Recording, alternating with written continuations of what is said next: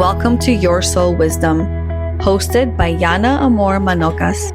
In each episode, we invite you on a transformative journey delving into the profound mysteries and wisdom of the soul.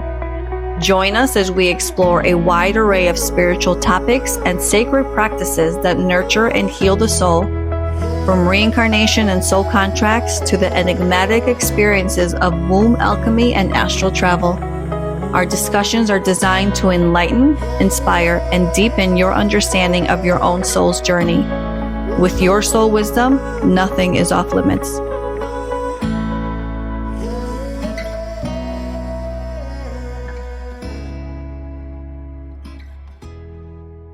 Let me warm up my smiling muscles. We'll just wild like this.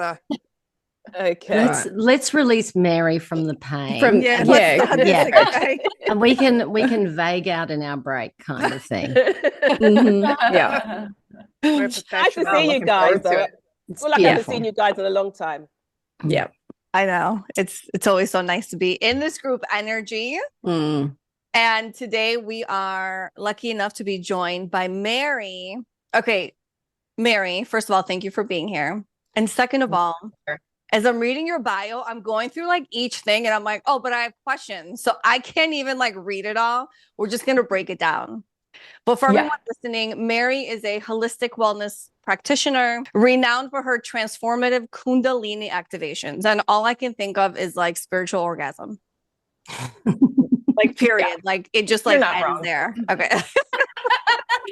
And hold on, before I continue. So I was scrolling through your social media and there was a reel that you had posted of essentially like, it was just like a time lapse of one of your group Kundalini sessions. And there's all these people laying down and it's like very, like candles and it's like the ambiance is like perfect. And all I can think of is like, how many of these people are actually experiencing this orgasmic Kundalini awakening, right? Because I have friends who have actually done it. And they're like, I know one in particular, she's like, I was so loud. I was disturbing people, but I couldn't help it. Like the energy flowing through me, she's like, it just lasted forever. So cool, Jess. Yeah, I know. It. I was like, Dana wants to know what percentage of people. Yeah. That's a good How question. Many sessions does it take to get to that point? Do you have a group booking like I can Okay, why don't we begin with what a Kundalini activation really is? And then and then you'll get to the orgasm. What percentage? My favorite topic. So Kundalini is an energy that resides within everyone. It's sitting in the base of our spine. And the word Kundalini actually is a Sanskrit word. And so it is a combination of two words. Kundal means coiled serpent. And so that's why it's depicted as this serpentine kind of energy. And Lini means hidden within. So it is this hidden energy, which most of us aren't even aware that we have, but it is our infinite potential. And it is just waiting dormant to be awakened. And when it awakens, it makes its ascent and it climbs in kind of like a snaky like fashion, weaving its way up our spine. And as it goes up the spine, it transmutes and dissolves and burns away anything that is not in alignment with our absolute highest potential. And is trying to make its ascent to our crown, which is where Shiva is. So the energy at the base of the spine is a feminine energy, and it wants to be reunited in our crown chakra with our masculine energy. And when they reunite, this reunion, which we've waited for many, many lifetimes to happen, is ecstatic. And that's why a person orgasms when the two combine again. Oh, I love that. I'm totally sold. I'm like, this sounds great. Yeah. Okay. Is it difficult? Rachel's coming out with all the questions. So what's the process? That's the best thing is there's many ways to awaken this energy. Some people just stumble upon it and it spontaneously awakens in their sleep, so it can be literally that effortless. Classically, many yogis would work with a guru their entire lifetime and do very serious practices, sadhanas of certain breath practices, asanas, meditation, etc. So there's just many, many ways to awaken it. But and I practice many, if not all of these myself, because why not do everything? I just with it, can't get enough. Let's work with it in every way. But the way that I work with it falls under the category of Nishkam Karma Yoga, which means action hardly done. So it is the easiest, most frictionless, effortless way. There is no technique on the behalf of the receiver. You literally just have to intend to receive and just be open and surrender, and works like magic. That's Jana's wild. Like, can we do it right now? Technically. Okay, wait. I don't want to skip over Lauren's question, which is what percentage of people actually experience like that? Lauren's question. I was joking. Yeah, it's Lauren's My question. Yeah. Okay. Mary, Jana would like to know how likely is it on her first session she will experience this? Yeah. So Okay, I would say I will take the credit for that, but I know that we're all thinking the same thing, okay? And everyone listening is also like, I want that experience. Like, are we women or what? Yes, we want to experience that. So, what is my percentage? On the first one. Yeah, hate to break it to you, but generally it's rare on the first try that it would be that ecstatic. Because basically what has to happen to there's many phenomenon that you can have. And so that orgasmic blissful feeling is just one of many. But to get that, you have to have Shiva and Shakti completely reunited. So that means the energy has to make its complete ascent all the way to the head. So you can have what's called partial risings because the energy is trying to make its way chakra by chakra. So generally a person has to work with the energy for some amount of time. Like it varies depending on what they have to clear within themselves. But say a person has already done a lot of foundational work and they're very clear that they're not carrying a lot of baggage, a lot of trauma, then maybe it makes a straight shot and it goes ding right to the head and there you go. Like it's happened. Damn. Like I have had people come to sessions very first time, boom, instantaneous orgasm. But that's because, for example, they might have had a long history as a meditator or doing something else. And then they were just waiting for this moment to discover, an additional technique that they can layer on top of that. And boom, there they are. Well, listen, there is this insane group energy, like when us five get together. And so I feel like if we actually she's going to go for a hole in one. Yeah. And not only that, it's going to be a spontaneous and unified spiritual orgasm is really my that Jana is looking I'm ready to be stage. on that level with you ladies at the same Don't worry, time. we won't be able to hear anything over Jana screaming, so it won't matter. We do need to organize that. I will be polite and I will mute myself. Nobody has to listen to me. No, oh my gosh. So anyway, I want to know how you actually do it, Mary. So, I know that Lauren's been to what you offer. So can you walk us through what happens? Yeah, it's really quite simple. So as a participant, when we begin, you just lie on your back on a mat. So in Shavasana pose with, on your back, palms up to start. And all that you have to do is just intend to receive, intend to surrender, which is harder than it sounds because most of us aren't really used to a practice of doing nothing and receiving everything. It's a very feminine practice and, it was very foreign to me initially, but that's one of the beautiful things about this is it's taught me how to just completely let go. So that's all you have to do is just not control the energy, not control the experience. No matter what comes up, just be like, this is perfect, whatever I'm doing, experiencing, however I'm moving. So that's what you do is just allow. What I do is I will raise the energy within myself. So for a person to transfer this energy, they have to be quite attuned to the energy themselves. So they have to have a big experience of Kundalini to have it be a relatively permanent state within themselves. So I raise the energy and then I just intend to transmit it through my hands. So I'll wave my hands over your body, maybe touch your chakra points. And sooner rather than later, as you become more sensitive, for some people, it's like straight away, boom, feel it. For others, they have to build a certain sensitivity if they can't perceive energy yet. But sooner rather than later, they'll start to feel it flowing. And generally the first symptom is they'll start shaking. So they'll get full body tremors, so if you've seen any of the videos, if you've Googled this before, you'll see they can look quite wild. Yeah. When it starts to move. Yeah. It's pretty funny. One time I remember when I was spirit dancing, it was like half spirit dancing, half meditation, but I remember the way my body moved. I was like, that's not the way my body normally moves. And I remember being like, I know I'm tapped into something more than I usually am, but because it was outside of me, if you will. It was in me, but it was outside of me. So see, I've had a Kundalini-like experience, so I should be able to achieve goals straight away.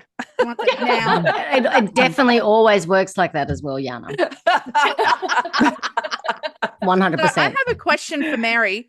So if you're living your normal life, what would you expect to experience, if that makes sense? What are the benefits? Thank you. That's a great question. And I love that you brought that up, because even though the experience on the mat is so profound, right? Like, it is so mystical. It's so out of this world. Like, everyone's always like, I did not know my body could do that. Like, how is this happening spontaneously? It's so far out. I love that. But really the best benefits are in your everyday life, because that's where you go back into the world as a transformed human. You have extended human capabilities, as we would call it. So when you raise that energy, it literally is upgrading your DNA. So we have, as you might know, our physical DNA strands, which is the 2 that we know of, but we have additionally 10 strands of DNA, which most people aren't aware of, that are made of light. And every time we raise our Kundalini and it becomes a more permanent state within us, that light DNA that's waiting to be activated gets switched on. And so the more you work with this energy, the more your psychic abilities get sharpened and refined.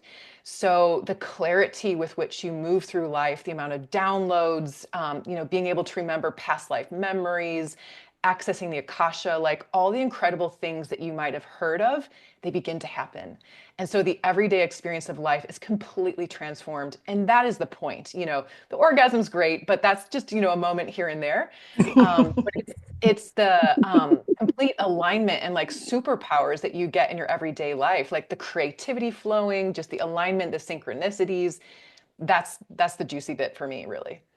So that's crazy to think about, that base and the crown just having like a streamlined freeway basically down your spine. You don't have to filter through all the chakras or whatnot to release and input and release.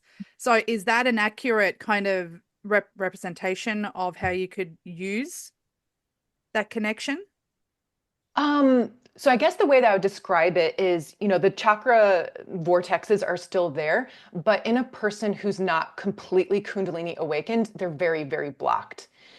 So they have very little spin, very little energy within them, literally just enough to survive.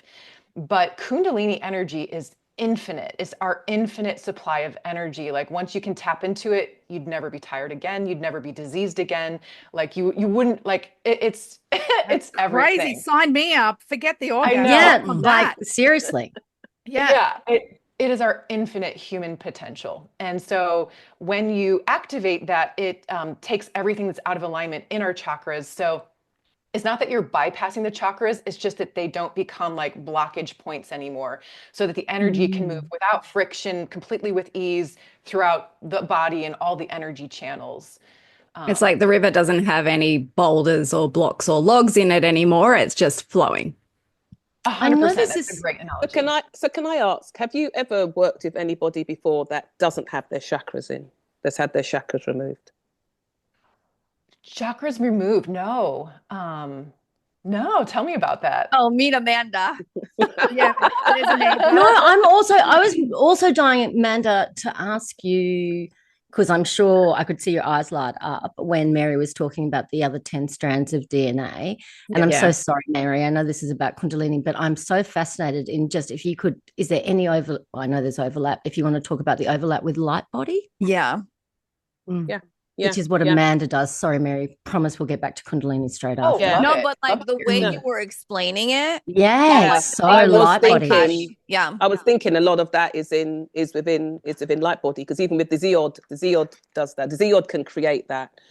So like so what was you asked first? The DNA. Yeah. So the DNA, the 12 strands of DNA is even within the divine healing. You can activate, we're aware of the fact that there are 12 strands of DNA that that really is what we're supposed to be activating. That's what we're supposed to be working on. So there's that. So that ties in with that. That makes sense. But this whole chakra, the whole chakra situation or thing is that there are people out there, for instance, i.e. like me, I've now outed myself, isn't it? that it's getting more interesting. That I don't have my chakras. I've had my chakras removed. And so and I work in that process as well, whereby I can remove chakras. I've always kind of struggled with chakras. In the beginning, I worked a lot with them. And then for me, I began to feel as if they just caused a lot of problems. I kind of call them waste bins. They tend to collect a lot of crap. They tend to get stuck. They tend to get blocked all the time, and everything that something's happening, oh, well, you've got to get your chakras cleared. You've got to get your chakras cleansed, or you've got to get your chakras moving, or because, they're blocked and you've got energy stuck here, or it's stuck there, or it's stuck there. So, and one day a friend came to me with this understanding and this proposal. And so I said, yeah, I'm happy to give it a shot. What I found when I did for me was that I didn't notice straight away the difference. But it took, I'm not quite sure how long it took, but I began to realize that I began to process things differently. And it wasn't that I'm without emotion. I just don't hold and run them as if they're my life story anymore. So things can happen, like bad things can happen or stuff can happen. And it takes me in, and it may shock my system. I don't know how long, it may be an hour or so. And within that time and space, I've already worked my way out of it, and I know how to deal with it on the other side. Before, situations would happen and it would take me days, weeks, months to figure it out, or it would sit with me, it would sit somewhere with me, and it would just keep on representing itself. And now I'm in a space and time whereby within hours, I'm already looking at what the solution is. I'm already looking ahead to what could be done, or how this could be worked through, or how I can heal this space or get to where I need to get to. So, and that was the whole chakra removal process for me. I know some people that have gone back and had them put in, but for me, I think I don't think I'll ever go back and have them put in, because I just feel so much more freer. I don't feel so much more tied into it. The funny thing about that was, I think I said to you guys, was that my best friend, she's Hindu, so their whole world, the whole system is chakras, and I think the week I had my chakras taken out was the week she did a whole chakra tattoo down her whole spine. She's minding them for you. Yeah. You know what I mean?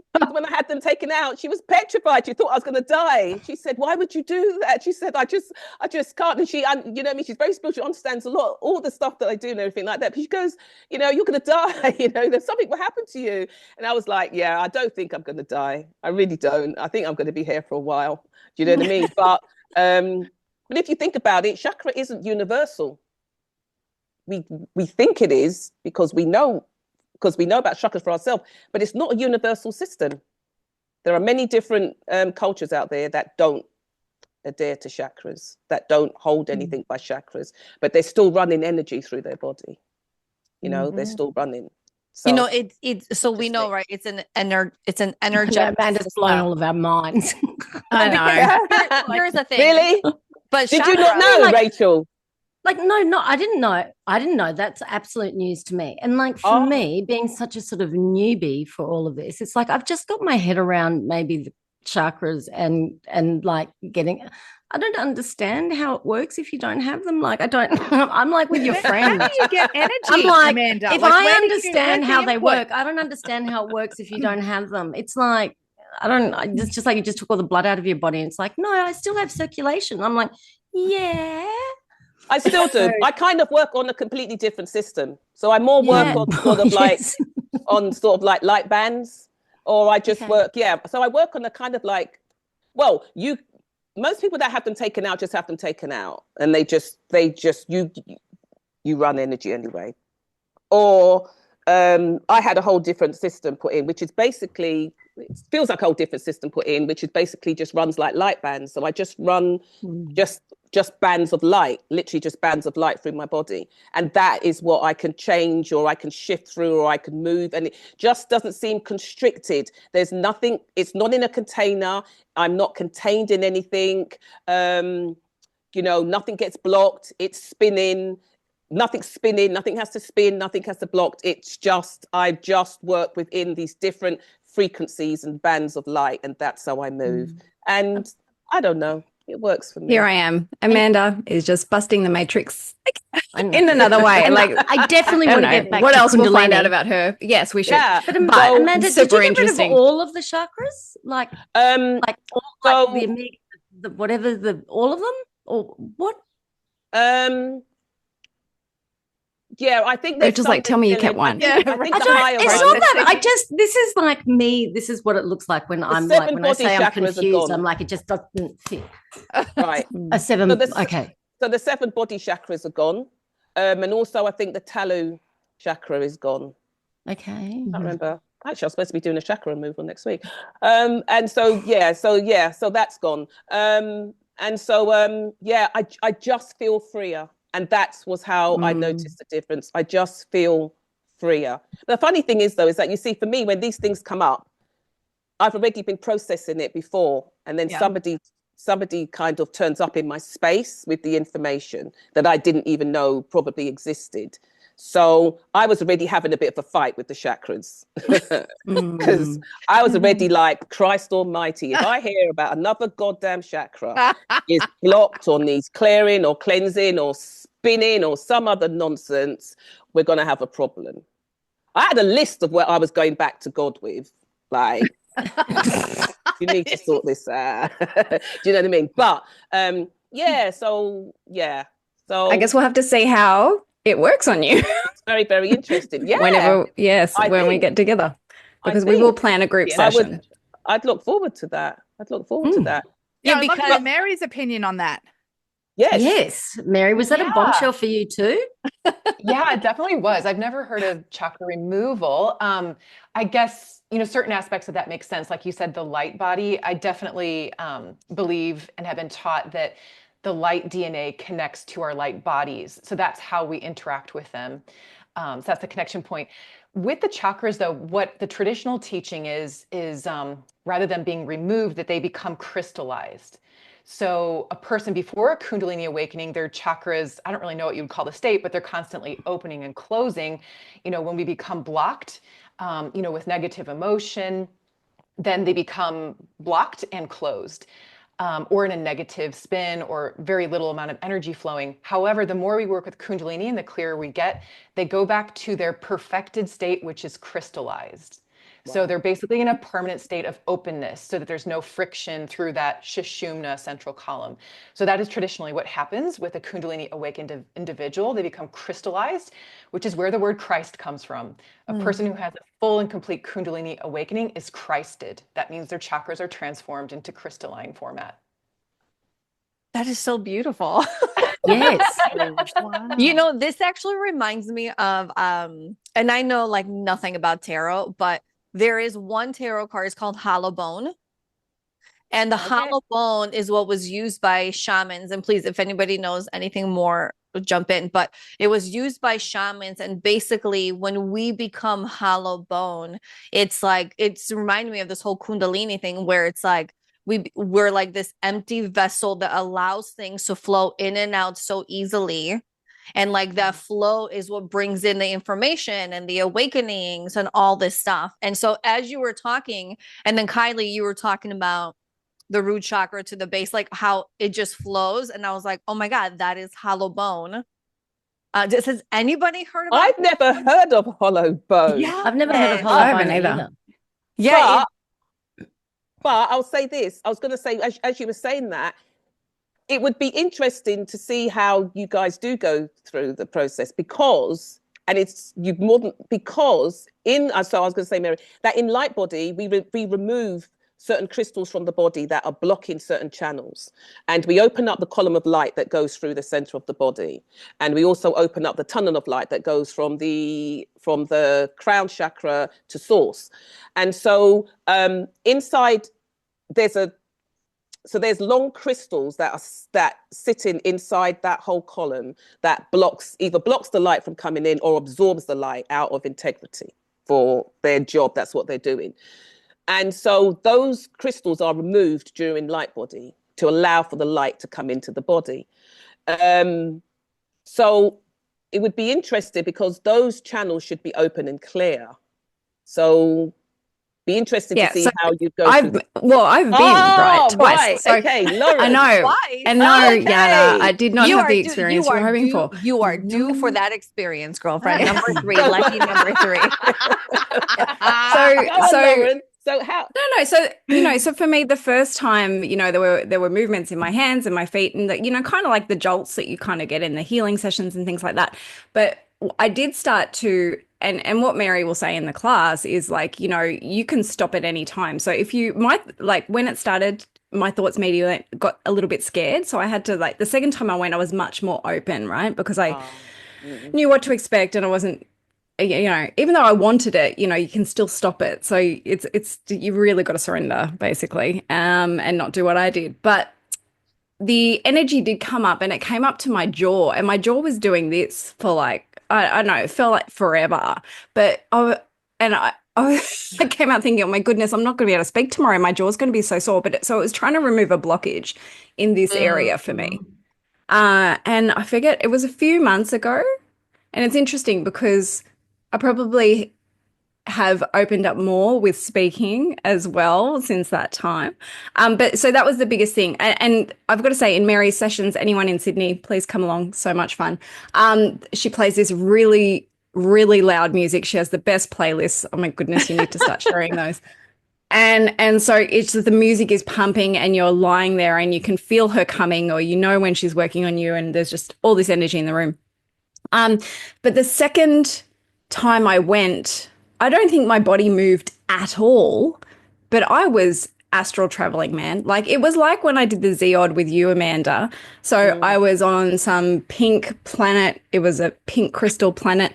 And I messaged you ladies, and I went, I literally went, you said no. I went swimming in a sea of white dragons. And it was like the most beautiful thing that I'd ever experienced. It brought me to tears. And there was one more that was blue themed, but I just remember looking up at the sky, and it was blue, but so was the planet. So for me, I was just, so I came out and I was very relaxed, but there was no body movement or any of those things. I was just not even there, right? I was traveling. And Mary, what you don't know is when I went back to my car, I had a glass water bottle and it broke all over me. I didn't drop it. I didn't. Yeah. But did you not have it in between your thighs? No. Oh, you were holding it? I was holding it and it smashed. I'm like, why? Yeah, I'm like, clearly there's some energy. A whole new superpower. It wasn't the power of the P, but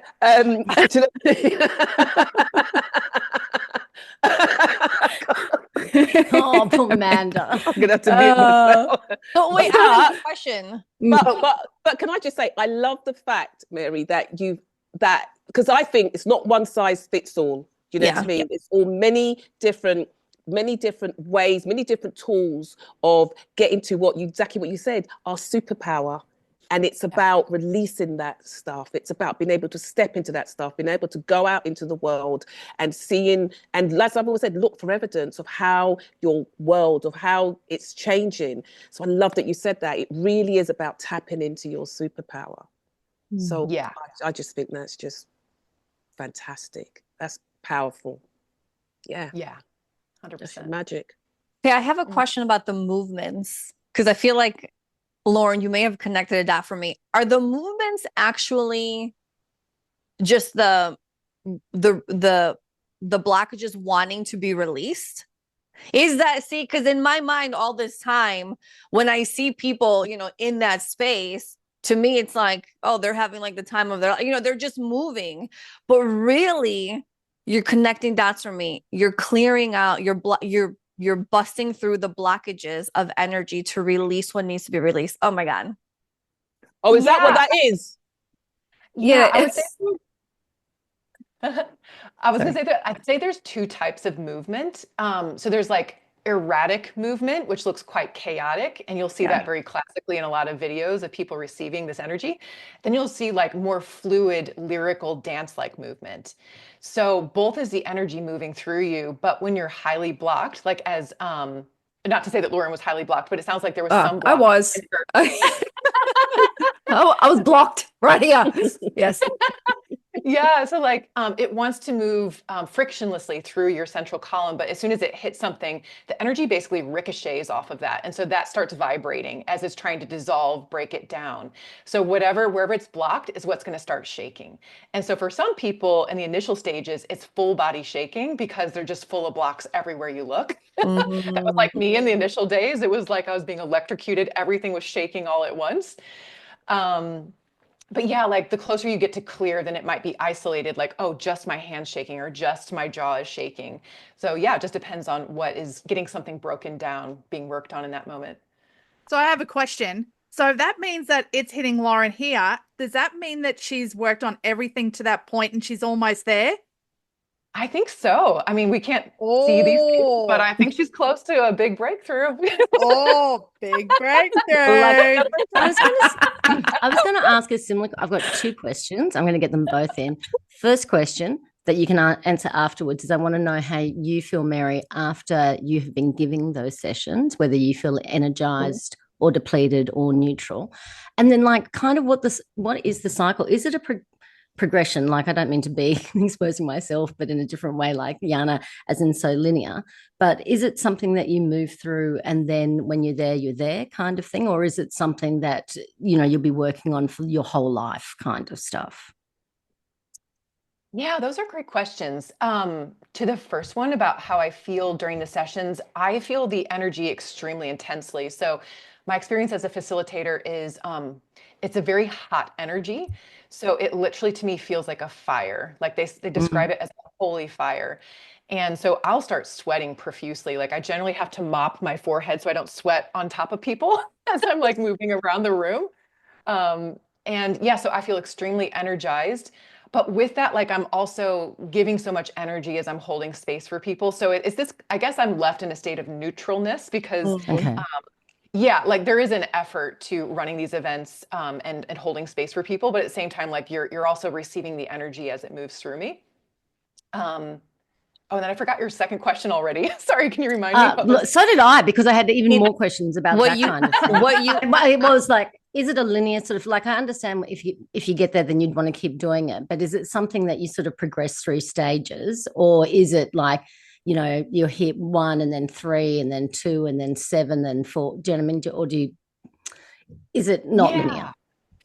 I would say it's not linear. Okay. And it definitely is a practice. So I think that's the important thing is it is quite unlikely that the very first time you raise the energy that it makes this complete full ascent to the crown. Yep. So generally it's a practice and a process of unblocking progressively.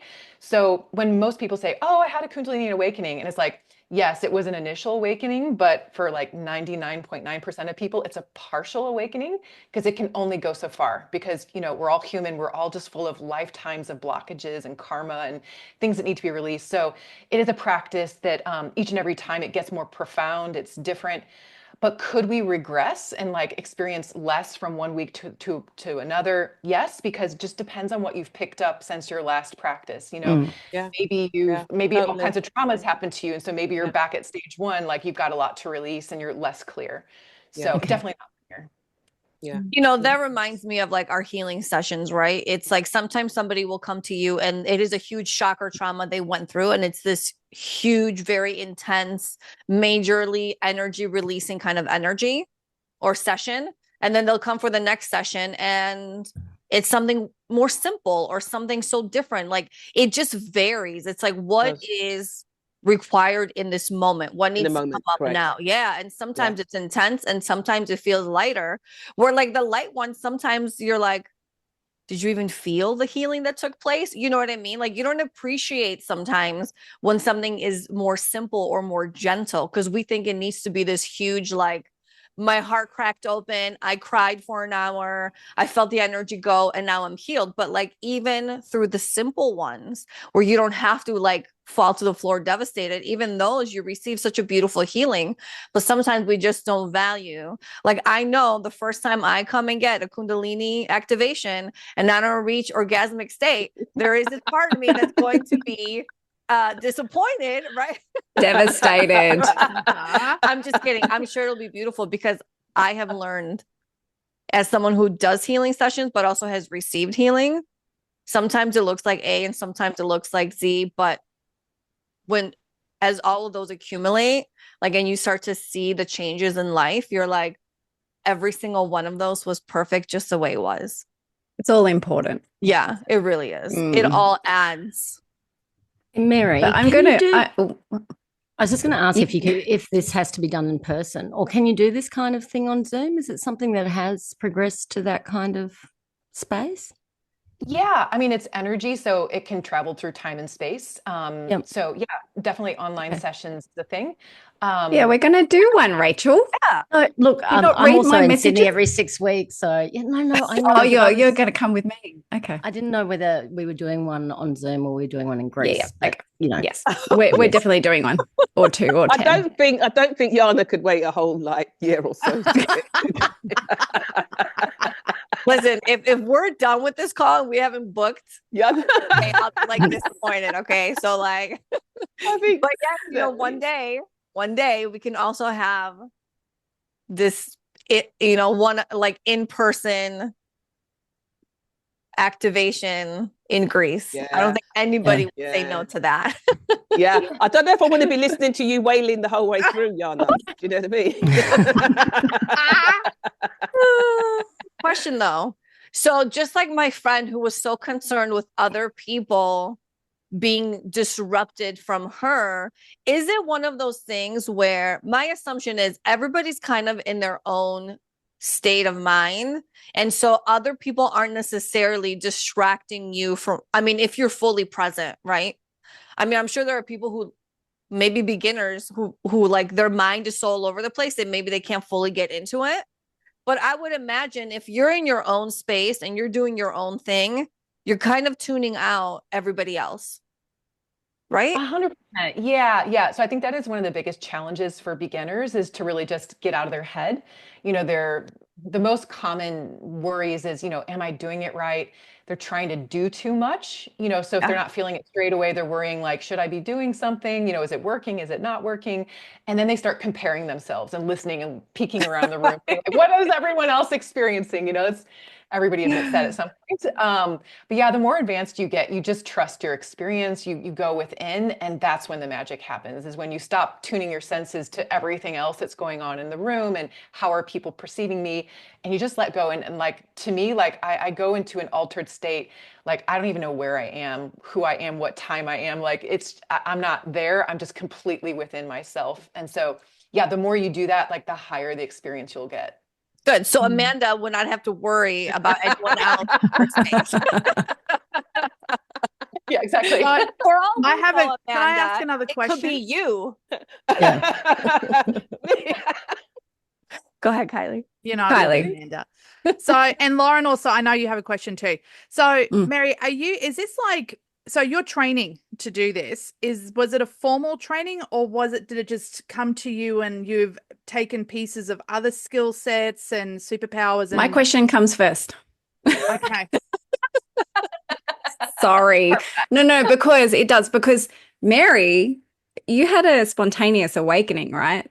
So do you want to tell us a little bit about that and then, sort of what Kylie asked then, Yeah. They dovetail nicely. Yeah, so the way that my awakening happened was very unexpected. So this happened to me when I was very skeptical, analytical. I didn't believe in anything spiritual. Like I was completely closed to the concept of energy. Would have thought this conversation we're having right now is ludicrous. We think like that too. So like, Yeah, Team Rachel. Still to this day. Yeah. yeah. So yeah, people who, don't understand this work, like I get where they're coming from. It's only through the direct experience that I had that I can believe in this and support this work so profoundly. But what happened for me was I learned to meditate. I learned Vedic meditation a few years ago. And I did that just to handle work stress. I was in a corporate career, I was stressed out of my mind, and I just needed more tools to like just cut back on the cortisol, right? So I learned to meditate, and unbeknownst to me, meditation basically unlocks your superpowers. I didn't sign up for that reason, but it happened to me nonetheless. And I fell into like really deep states of transcendental meditation almost immediately after learning. And then all of a sudden the energy awoke. I was sitting there meditating and then my spine started swirling like in this like serpentine kind of like snaky charmer kind of way. And then my head started doing this and I was like, what is going on? Like I thought I was sick or something. I was like, do I have vertigo? Like why am I, wobbling like this? And I Googled it and, Google has the answer to everything, told me this is Kundalini energy. And I just thought, bullshit, like can't be, like it doesn't exist. It's vertigo. And, yeah, like I was really of two minds. I was like, there's got to be a practical explanation for what's happening, but at the same time, like I know I'm not ill. It kept happening every time I would meditate. So, I just became like, it felt urgent to figure out like what is going on with me. So, anyways, after Googling Kundalini, I got served an ad by Google again, saying there was a Kundalini activation near me. So just thought, what the heck? I'm going to go check this out. They'll be able to confirm or deny what's going on with me. So I went and similar to kind of how Lauren was saying, you can block the energy by being a little bit scared of it. So I think the first time I went, I did have some experience of the energy flowing, but I blocked it because, I was so skeptical. I was like, it just doesn't exist. Like it's not a thing. So my head moved a little bit, but it wasn't anything like extraordinary. And then I went back the second time and I was completely open to it. I was like, let's just fully run the experiment. Let's just surrender to whatever this is. Like, I'm not going to care about what anyone thinks of me should anything big and explosive happen. And that's when I got electrocuted. like that's all I can describe it as. Like, through meditation, I had like a subtle, small stream of energy rising. So like there's all these different types of Kundalini risings. Like you can have the full rising, you can have a partial rising. So it looks so different for everyone. But when I completely surrendered and, I had that amplification of the facilitator directing the energy at me, I just exploded. Like to anyone else, it would have looked scary. But by that point, I had just come to trust the concept and the idea might exist that this is real and it's safe. I'd come to accept that as a possibility and I just went with it. And when I was being electrocuted, as it were, part of me was a little bit scared, but at the same time, I was like, I think I'm experiencing God. Like I was in such shock and awe, but I allowed it to continue. And I had the thought in my head at the time, I was like, what if I'm permanently strange like this? Like, will this ever stop? Like, will I just be this convulsing weirdo forevermore? And I just decided, even if that's what happens, like, I'm just going to go with it because I'm experiencing something that like most people would never experience in their life. And, this is something profound, whatever it is. And even though it's unusual and I don't know what sense to make of it, I'm happy with what's happening. So I just let it go and no turning back. That was my changing point in life. And I would say my spiritual awakening at that point, I was like, I didn't know what to call it. I was like, for now, we'll park it. We'll call it Kundalini, but whatever this is something sacred, something divine. And I'm aware that now there's more to life than I thought there was. Mm-hmm. So yeah, that was my awakening. So I had that when I was in my early 20s. And I used to meditate a lot from the ages of about, I would have said, 18 upwards. I used to meditate a lot. I used to spend like hours a day, probably like an hour, well, probably an hour or more a day meditating.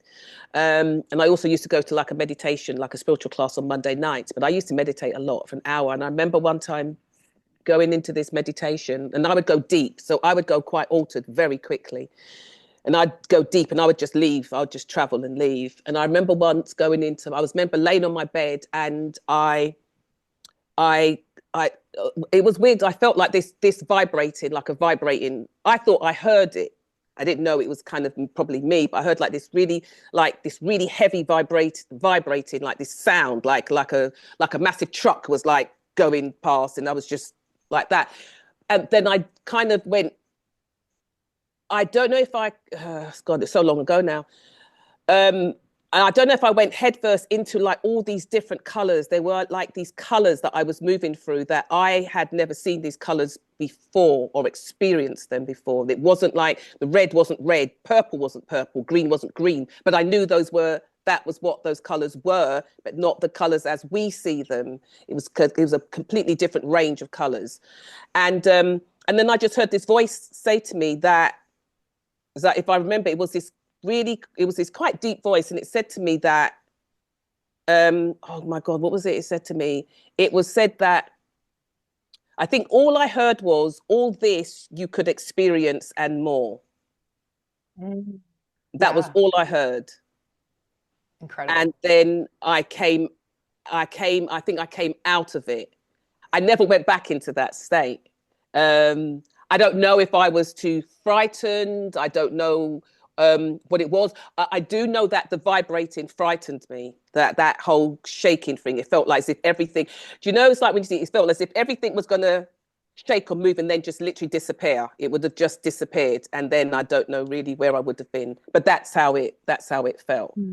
I also know though that sometimes that I suffered when I would have those, I have had those moments again, but I've never went that deep, is when I also experienced the paralysis. So I come back, but I'm not back. So my body kind of, I'm conscious, I'm back, but my body and my spirit hasn't fully meshed. So I'm in that in between space, and it's like, it's like I can't operate anything. It's a very, very weird space to be in. Very, very frightened space to be in. But I don't know if for me, if I'm the kind of person that I would let go in a session like that. I don't know. I've always been kind of contained like that. Because you remember when I was speaking to you guys about when I had my podcast, I was speaking about, I went to spiritual Baptist churches where people are catching spirit and everything like that. And, and they're all up and down the aisle hollering and doing all their merry little dances and wailing and screaming. My family, we just didn't do that kind of stuff. We weren't that kind of man, but we just weren't, no, God, no, God, no, couldn't do We'll that. test it out and see which Amanda we get on the day. Yep. I'm conscious that Kylie's question wasn't answered, so I just want to pop that out there too. Kylie's question. So you might need to ask it again, Kylie. Yeah. It was about the training. Kylie. So now I have some background. I was curious if you had formal training in activating that for others, or if you're kind of pulling in bits of other things that you're, learned, your superpowers, whatever. Yeah, that's a great question. So I did have formal training. I received these transmissions, these Kundalini activations through that facilitator that, first activated me for probably about 3 years. And then I decided to become a facilitator. It was kind of a big decision for me. Like I initially felt very drawn to it, but the training was overseas, so it was a little bit impractical to get to Mexico. And as well, I had that debate within myself. Like I enjoyed this practice for myself, but it was really this big debate of, if I get trained in this, like, am I really going to put myself out there publicly as one of these weirdos? Right. like I had a normal job. And so Same. Really, you're preaching to the choir. Yes. We know. Yeah. So I had to resolve that for myself. Like, am I really going public? And just decided like it was just too amazing. And I just really felt it's part of my mission to share this with people. Like, I'm just so passionate about it. So I decided to take the plunge. And Yeah, so the training, there is official training. I did Kundalini activation process with Venant Wong, and it's taught in Tulum, Mexico. It was incredible, like probably one of the most life-changing experiences of my life. I mean, the levels, the dimensions that I went to during that week with 30 other super highly Kundalini activated people from around the world was just indescribable. But with that being said, in a way, it's not a thing that can be taught. Like you have to already be completely activated before you would be accepted and eligible to go. So it's not like they're creating that state within you. You have to have already accessed it within yourself. And the training is more about how to responsibly handle the energy and what does it mean, the philosophy, that kind of thing. So in a way, like you have to just through either spontaneous awakening or whatever way, like you have to be awakened prior to going. What happens if you irresponsibly utilize the energy? These are good questions. So sorry, I'm seeing Kylie go zap, zap. Yeah, I'm like, not cut me off in traffic, zap. Yeah. Well, So I don't have to flip people off in traffic. Yeah, so there's different trainings around the world by, different gurus or teachers, whatever you want to call them. And the way that I run my sessions is a little bit unique because I've studied other energy healing modalities and, bring my own direct experience. So to your point, like, yes, I was trained, but the way that I do it is very unique to me. So I really can't speak for how other people run their sessions. The reason I kind of said safe is because through my other energy healing practices, I've learned a lot about how the facilitator needs to clear themselves, clear the room, protect the client, ask for consent before doing a transmission. So those are all like energy hygiene practices that I would say that I do, just to be sure that, everything that's transmitted is of the light and nothing else that they're not asking for or willing to receive. So I think that's important. And I do think, there's all kinds of metaphysical things out there, maybe things not of the light. And so to me, that's an important part of making it a safe transmission. Yeah. Kylie works with those. Yeah. Hey, talking my jam. Okay, but then, because then if we continue with your bio, okay. Yeah. We're still in the bio. That was on the first point. Right. Oh, Lord. oh, wow. We'll be here all day. So you're also a yoga teacher. Yes. Okay. Sorry, what did you say? A yoga teacher. Oh, crikey. I thought you said a yogurt teacher. I had to say, well, that's a new one. What do you do with yogurt?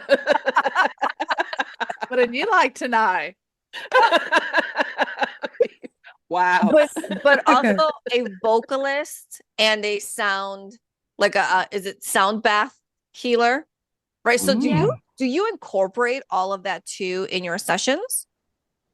I will be to a certain extent. I do right now, but I have a lot of plans in the work that I'll be launching in the new year. So coming very soon. So that's great that you just kind of like previewed that a little bit. Yeah. But before all this, my first career was actually as a classical musician. So I've been trained since childhood in a whole range of instruments. I'm a singer, classically trained. I play piano, pipe organ. The flute was my main instrument. I played in orchestras. I want to bring that back, but in a new way. So I'm exploring the world of sound healing and we'll be launching that shortly. But to a small extent already, I'm incorporating the crystal bowls at the end of my sessions. It's just a really gentle, beautiful way to bring people back into their bodies. It's very grounding. I'll be offering like a more extended format and workshops and retreats, and I'll be blending in more of these other modalities with what I'm currently offering. Okay, I love that. And that's the package we want to sign up for. Okay. Yeah, and so take my money. But let's get at it. We also have your breathwork coach. So you do lots of breathwork stuff. Okay. You tap into the Akashic records. Yes. Okay. Yeah. You do inner child healings. Yeah. Energy healings. Yeah. Okay. And then can we also talk about the fact that was it your previous career that you worked in AI? Yeah. I know. I was like reading this and I was like, what? Like, I just have to like unpack this whole thing. Because does Mary look fantastic for someone in her late 70s? I don't know. Like, so I you know, I was going to ask. Wow. Yeah. Okay, so Definitely. That's fabulous. Yeah. okay, so it is, see, isn't it? I love this. This is so beautiful how somebody can go literally from 3D, although like AI is like, you know, its own like thing, okay? But someone can go from such a practical mindset and something, this one thing triggers, and all of a sudden you find yourself knee deep in this energy stuff, and you're like, I'm sure everybody thinks I'm freaking crazy, off the rocker, like lost my mind, and now I'm gonna go do this for real. Like I'm gonna leave my guaranteed paycheck to go do this thing where I'm hoping people are gonna show up. Like it's unless you've experienced it, you're like, I would never do that. And I never thought I would do it. I think all of us sitting here never thought we would take that leap. But then like something happens and you're like, all of a sudden you're in it. And you're in it, like you're all in. Yeah, I am now. Yeah, I definitely resisted it because, like you said, like I had a proper corporate career. I established and ran an AI practice in a consulting firm. I was a partner, like very well established, you know, something I'd worked for, you know, my whole life. And I would really this debate of like, are you really throwing this away? Because like, I don't know if there's any, you know, there's so much reputational damage. You could think, you know, people in that community, very scientific minded, you know, engineers, mathematicians, like this is not something they're going to understand most likely. At least that's the story I tell myself. But yeah, I just, you know, so I wrestled with that and I'm like, am I really ready to trust my guidance this deeply that, you know, it's just a trust fall that this is going to work out. And it's just what I've decided to do. I just feel like almost choiceless in it. Like, this is my mission. I feel like this is one of my reasons for living is to share this. And especially at this time, I feel it's very critical that as many people awaken as possible.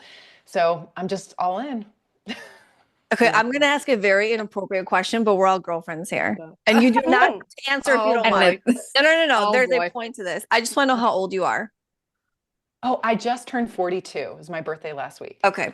Were you 40 when you decided to take that like complete leap of faith into everything else? I would say it was a decision I've been wrestling with since, around 40. Yeah, I was like, am I doing this? Am I not doing this? And, you know, I dabbled a toe in, like I did private sessions, but it was only like a few months ago that I was like, I'm just publicly advertising this. Yeah. I just have to do it completely. So in our soul contract work, we talk about how there's this, right, that fifth year cycle between ages of 35 to 42 where like life changes and you're just like whatever no longer aligns. It's almost like people experience dark night of the soul. Everything that's not aligned is got to go, and it's like this soul like realignment. And at that 40-year mark, which, you know, 4 + 0 is 4, that 4-year is all about taking those leaps of faith, really having this strong foundation and trusting in source and going, I don't know what's going to happen. I just know I have to do it. So I just love, see, like, I'm like, I know she's got to be in that time frame because of everything you're saying. So it's just so beautiful and validating when you see those things happen and you're just like you're right on time, girlfriend.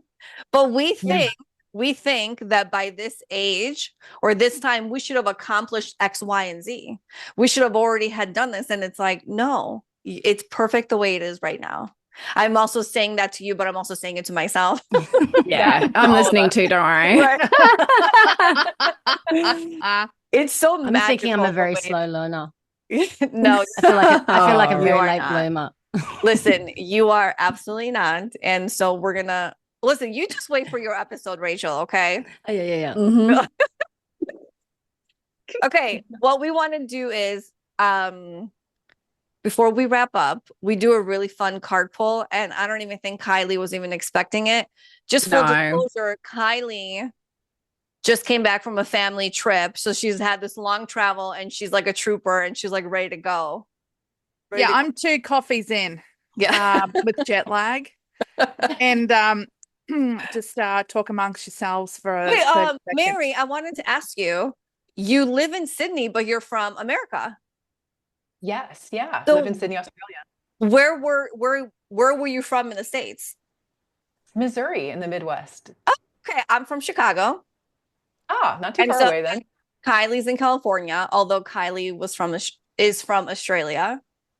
And then we've got Lauren and Rachel in Australia, and then Amanda in the UK. So it's like we're like so all over, but it's rare that I meet somebody from the States. So I'm always so excited. Like, where? Are you kidding me? You guys are everywhere. It's rare that I go somewhere that isn't someone from the freaking States. Perhaps people in my radar. Okay. But it's rare to meet people coming in from London. I very seldom meet people on even in the trainings or online that are in. Really? In I feel like I have met so many people through the London. Yes. And I'm always like, do you know Amanda? Do you have lunch with Amanda? I'm jealous. All right, Kylie's ready. Okay. So I think that Mary brought in that energy as well as Yana with the whole concept of letting it go and trusting your soul purpose and really connecting with that. And of course, that gets translated. So I think that anyone who's watching this episode, it is a case of if you are, oh, by the way, I'm using Rebecca Campbell's Healing Waters Oracle. Letting it go, releasing the past, forgiving yourself if you feel like you're taking too long to get there. This is super important this week because there's that, like, I'm just getting shivers thinking about we get hard on ourselves because we feel like we've lost so much time in that process of thinking and you know, perceptions, how do we look to the outside, yada yada. And then I got the on-call card, which is the healer, the priestess, that energy, and that's Mary right there. So I feel like whoever's listening to this is already getting the Mary Juju vibe and is automatically getting a healing because that's what you do. You not only are you doing active workshops to heal people, but being in your presence is very healing. Beautiful. So thank you. Love that. Nice one, Kylie. Yes. I can't take credit for that. Mary, thank you so much for joining us. This was such a pleasure. Yeah. Let our listeners know where they can find you. Yeah, I'm on my Instagram. So it's Mary_Sabin, Sabin. You can find me there, and I'll be launching a website shortly in the new year with a whole range of all these expanded offerings that Yana went through so beautifully in that bio. It was great. We cannot wait to experience it. We're like we're like, let's go. Orgasm or not, we're fully Gotta let go, Yana. I'm gonna release my expectations. I feel like the more I expected, the more I'm gonna like push it away. I'm just gonna let it all go and just let it flow. I like that. Everybody, this concludes our episode. Thank you for joining us today. If you're interested in booking a reading, a healing, a guided meditation session, a light body activation, or simply want to say hello, head on over to yoursoulwisdomshow.com. We thank you for allowing us to create this beautiful space, and we hope you have a beautiful, blessed day. Bye, everybody. Bye.